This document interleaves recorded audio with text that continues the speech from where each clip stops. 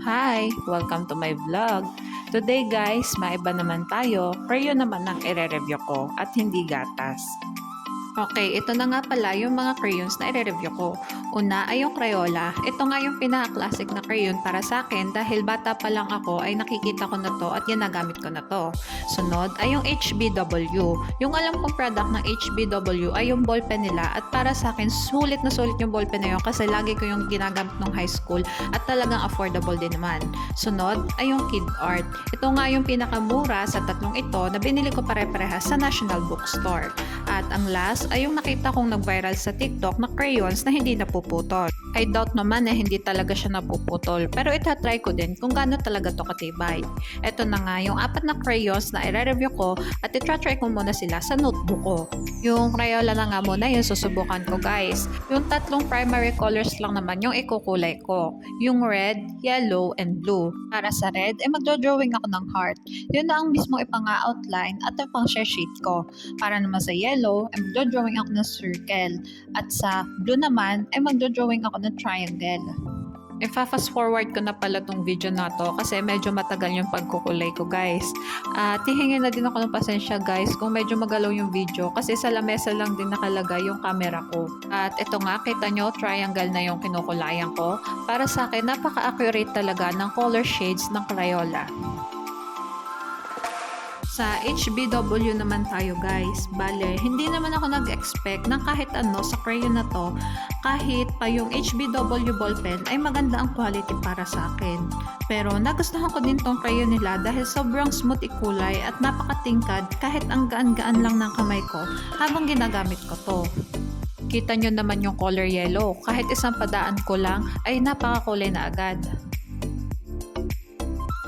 At ito namang Kid Art katulad ng HBW ay napaka-smooth din ikulay, hindi magaspang.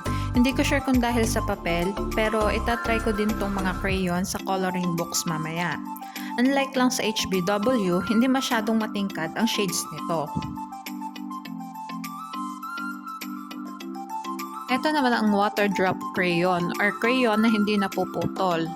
Hindi ko to nagustuhan guys kasi hindi siya mabilis kumulay. Kailangan medyo madiin yung kamay mo habang kinukulay mo to. Isa pa, hindi pointed ang dulo ng crayon na to. Mas sanay pa naman ako sa pointed para sa mga smaller details ng drawing. At napakanipis din guys ng shades niya. Sinubukan ko putulin ngayon pero hindi ko kinaya. Matibay talaga tong crayon na to.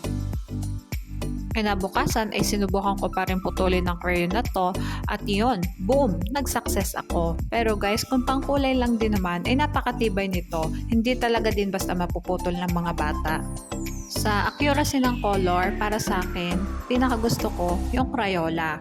Pero hindi pa rin ako na-satisfy kaya nag-survey pa rin ako sa Instagram at Facebook.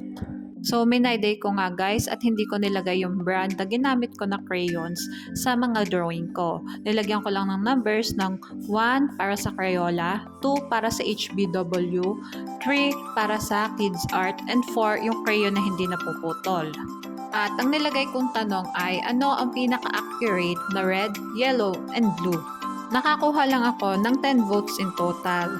Bale, magkaiba naman yung bumoto sa FB at bumoto sa Instagram. Ang nakakuha nga lang ng vote ay ang Crayola at HBW. Ang Crayola ay may 5 votes sa FB and 1 vote sa Instagram. 6 in total. Samantalang HBW ay may 1 vote sa FB and 3 votes sa Instagram. 4 in total. Para sa akin at sa mga ilang bumoto, pinaka-accurate yung color shades ng Crayola. At sa color availability, ang Crayola, Kids Art, and HBW ay may black, violet, blue, red, yellow, orange, green, and brown color. Samantala ang crayon na hindi napuputol ay may pasobrang 4. Yun ay yung sky blue, yellow, green, beige, and pink. So guys, trinay ko nga sa coloring book yung 4 na crayon na to at yung coloring book mas maputi at mas smooth compared dun sa notebook ko. Ang una kong ginamit ay ang Crayola. Gustong gusto ko talaga yung pag-a-apply sa crayon na to dahil sobrang accurate ng shades ng color niya. At ang sunod kong ginamit ay ang HBW at talaga para sa akin first honor to sa pagka-smooth at napakadaling kumulay sa papel. At ang pangatlo kong ginamit ay yung Kid Art. Second honor to sa akin sa color accuracy at of course sa pagka-smooth kung gamitin. At ang last, ang hindi ko nagustuhan sa apat na crayon, yung water drop crayon. Though napakatibay ng crayon na to, pero hindi ko gusto na manipis lang yung kulay niya at kailangan talaga na ay ang gulo mo pag gagamitin. Guys, dito na nga natatapos yung mga crayon review ko. Sana ay nagustuhan nyo. Kahit first time ko pa lang mag-review ng ibang product bukod sa gatas, and opinion-based lang yung ginamit ko. Maraming salamat sa panonood. Please like and subscribe for more videos.